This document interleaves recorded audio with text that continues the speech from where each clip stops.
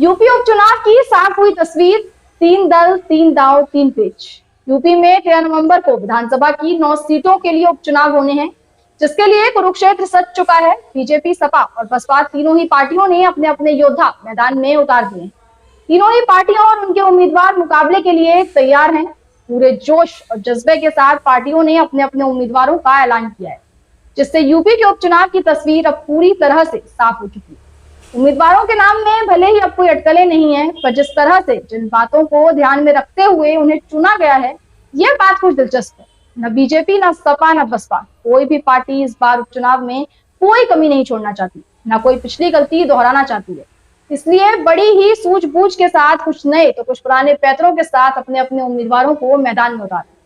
आइए जानते हैं क्या है वो खास बातें, कौन से हैं वो दांव जिन्हें इस बार ध्यान में रखा गया है।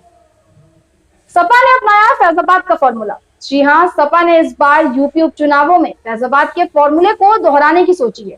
सपा ने लोकसभा चुनाव में अयोध्या की फैजाबाद सीट से दलित नेता को टिकट दिया था।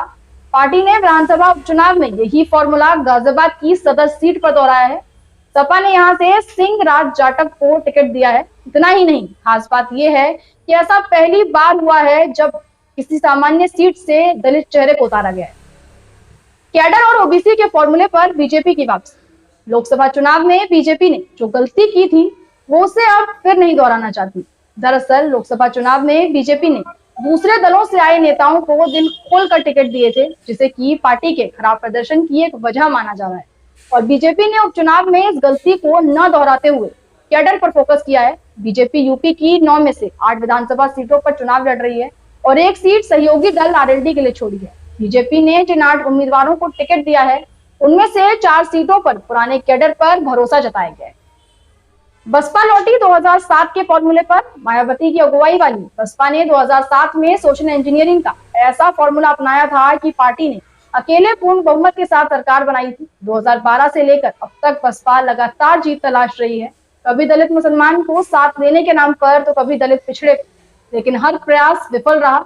इसलिए अब पार्टी 2007 के दलित ब्राह्मण फॉर्मूले पर लौटी है। पार्टी ने जिन 8 उम्मीदवारों का ऐलान किया है, उनमें 3 ब्राह्मण, 1 ठाकुर, 2 मुस्लिम और 2 पिछड़े वर्ग के। राजनीति से जुड़ी तमाम खबरों के लिए युवा सियासत चैनल को सब्सक्राइब, लाइक और शेयर जरूर करें। धन्यवाद।